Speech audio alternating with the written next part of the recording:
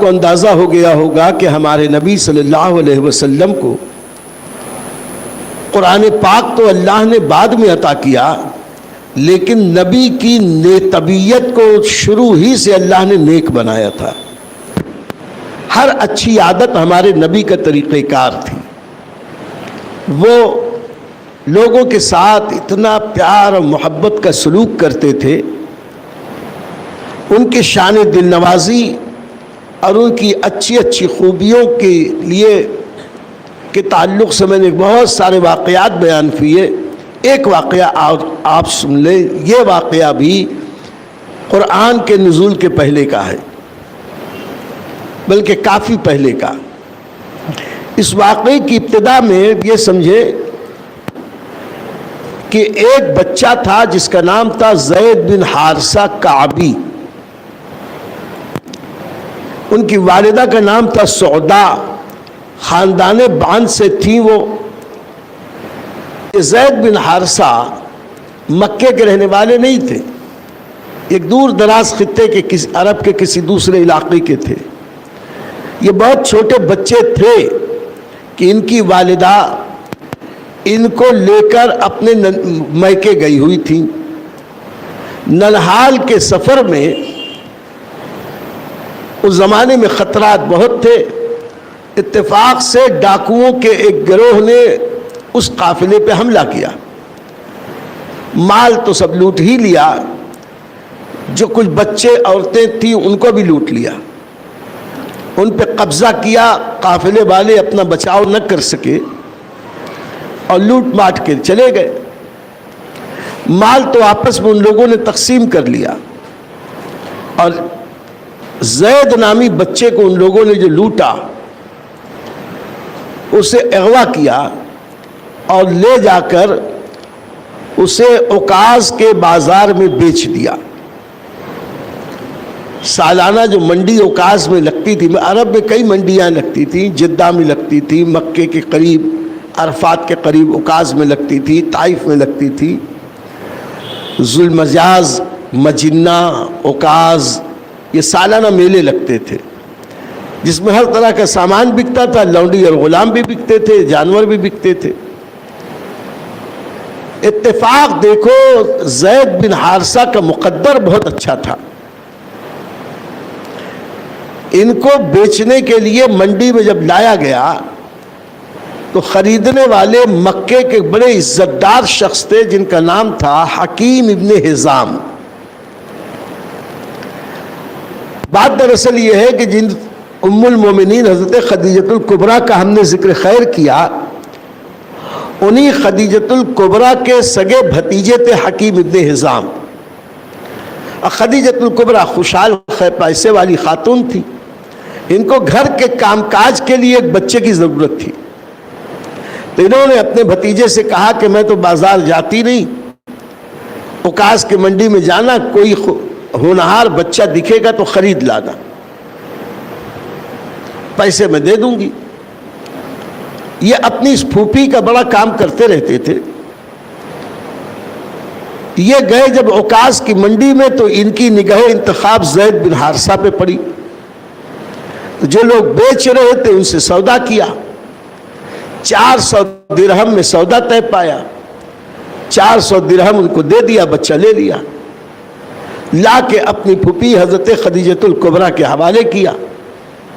حضرت خدیجۃ الکبریٰ رضی اللہ تعالیٰ عنہا ان کو اپنے بچوں کی طرح رکھنے لگی، کیونکہ 4 بچے تو ان کے پہلے سے تھے، لیکن انہیں اس لیے خریدا تھا کہ یہ غلام ہے، نوکر رہے گا، گھر کے کام کاج کرے گا۔ اور ابھی انہیں کچھ ہی دن ہوئے تھے کہ نبی کریم صلی اللہ علیہ وسلم سے بی بی خدیجہ کا نکاح ہوا۔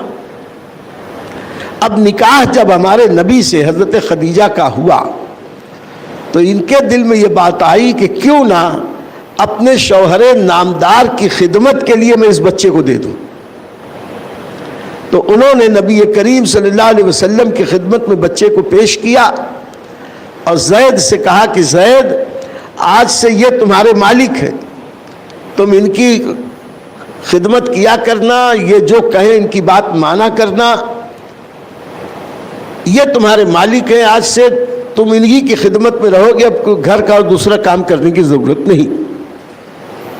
سوچا تھا کہ شوہر نامدار ہیں، چھوٹے چھوٹے کام جو بچوں سے کروانے ہوتے ہیں ان کے لیے یہ کریں گے، لیکن ہمارے نبی تو ہمارے نبی ہیں، نبیوں کے نبی ہیں، رحمت للعالمین ہیں، بے کسوں کے کس، بے بسوں کے بس ہیں، ہر غریب بچے کمزور سے محبت کرنے والے ہیں۔ نبی کریم صلی اللہ علیہ وسلم نے جیسے ہی ان بچے کو پایا، اپنے قریب بلایا، دست شفقت پھیرا، اب پوچھنے لگے کہ تم کون ہو، کیا ہو، کیسے ہو؟ بچے ذرا سمجھدار تھے، سب بتا دیا کہ کچھ دن ہوئے ننیال جا رہے تھے، ڈاکو لوگ آ کے لوٹ گئے، بیچ دیے۔ نبی کریم صلی اللہ علیہ وسلم نے اسی وقت اعلان کیا، اے زید، آج سے میں تجھے آزاد کرتا ہوں، تجھے اس بات کا اختیار ہے کہ تیرے ماں باپ اگر مل جائیں تو تو ان کے ساتھ جا سکتا ہے، آج سے تو آزاد، البتہ جب تک کہ تیرے گھر والے نہیں ملتے ہمارے ساتھ رہو، کھاؤ پیو۔ نبی کریم صلی اللہ علیہ وسلم نے اس بچے کو ایسے پالا جیسے اپنے بچوں کو پالتے ہیں، ساتھ میں بٹھانا، کھلانا، پلانا، سلانا، کپڑے کا خیال رکھنا، بچوں کی ضروریات پوری کرنا۔ اگرچہ وہ غلام تھے، کچھ بھی نہیں کرتے، کوئی پوچھنے والا نہیں تھا، زمانے کا دستور وہی تھا، لیکن نبی کریم رؤوف الرحیم تو غلاموں کو آزاد کرنے کے لیے آئے تھے۔ ایک شاعر نے کہا ہے، حفیظ جالندھری نے، محمد کی غلامی ہے سند آزاد ہونے کی، محمد کی غلامی ہے سند آزاد ہونے کی، خدا کے دامن توحید میں آباد ہونے کی، وہ نبی کی غلامی ہے۔ تو زید بن حارثہ کو آزاد تو کر دیا، لیکن بچوں کی طرح پالا، اس میں کئی سال لگ گئے، وہ نبی کریم کی خدمت ہی میں رہے، اور ابھی تک قرآن نازل نہیں ہو رہا ہے۔ اتفاق کی بات کہ بنی کلب کا ایک قافلہ حج کے لیے آیا، اور مکے کے قیام کے دوران ان لوگوں کی نگاہ اس بچے پہ پڑی، بچے کو دیکھا تو پہچان لیا، ارے یہ تو بنی کعب بنی معن کا بچہ ہے، یہ تو حارثہ کا بیٹا لگتا ہے۔ اس کو بلایا، اس سے بات چیت کی کہ تمہارا نام کیا ہے؟ تو بتایا زید، ابا کا نام حارثہ، والدہ کا نام سعدا۔ ارے یہ تو وہی بچہ ہے، اور ساری علامتیں پوچھی تو یقین ہو گیا کہ یہ تو وہی بچہ ہے جو ہمارے تعلق والے خاندان کا ایک بچہ جو غائب ہو گیا۔ تو اس سے پوچھنے لگے کہ تم یہاں کب سے ہو؟ کہا کہ وہ تو مجھ کو بیچ دیے تھے مارکیٹ میں، اوکاس کی منڈی میں، جب سے یہاں ہوں۔ کیسے ہو؟ کہا بہت اچھا ہوں۔ کوئی تکلیف تو نہیں ہے؟ کوئی تکلیف ہو تو ہم کوشش کریں گے۔ نہیں کوئی تکلیف نہیں، بالکل گھر جیسا، بلکہ گھر سے اچھا ہے، آرام ہے۔ تمہارے مالک تم کو ستاتے تو نہیں؟ کہا نہیں، مالک تو مجھے بیٹوں کی طرح پیار کرتے ہیں۔ حیرت تو ہوئی کہ اس زمانے کے دستور کے خلاف تھا۔ آج ہمارے یہاں نوکروں کے ساتھ ہم غلاموں سے بدتر سلوک کرتے ہیں، نوکروں کو عزت نہیں دیتے تو غلاموں کو کیا دیں گے؟ غلام تو زر خرید ہوتے ہیں۔ تو اس زمانے میں کیسے غلاموں کے ساتھ غلط سلوک ہوتا ہوگا؟ ایسے میں یہ بچہ کہہ رہا ہے کہ میرے ساتھ تو بہت اچھا سلوک کیا جاتا ہے۔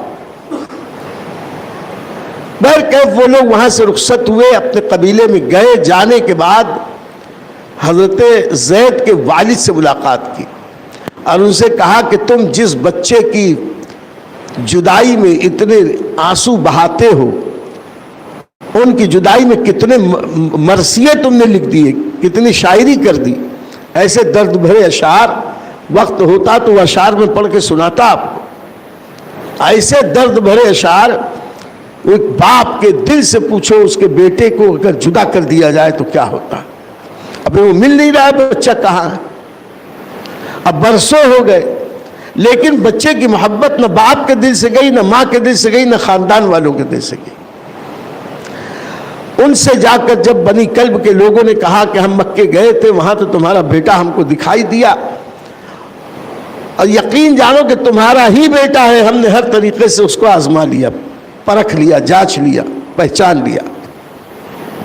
लाइक करेंगे तो यूट्यूब जो है और आगे इस बयान को फॉरवर्ड करता है, जो पूरी दुनिया में अल्हम्दुलिल्लाह पूरी दुनिया के मुसलमान इस प्रोग्राम को देख रहे हैं। तो आप चाहते हैं कि इस अजीम नेकी में आप शरीक हो।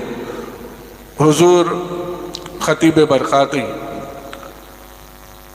खलीफे मुहद्दिस कबीर हज़रत अल्लामा वक़ार अहमद रज़ी साहब क़िबला के मलफ़ूज़ात से हम हमारे क़ुलूब को मुनव्वर कर रहे हैं। तो इन सुनहरी बातों को, इन कीमती बातों को पूरी दुनिया में पहुंचाने के लिए आप हमारी मदद करें। आप लाइक ज़रूर करें और कमेंट करेंगे तो और भी ज़्यादा बेहतर बात होगी, ताकि दुनिया के और भी दूसरे हमारे जो इस्लामी भाई मुसलमान हैं उन तक ये प्रोग्राम पहुँचे। तो सिर्फ कुछ नहीं तो कम से कम आप एक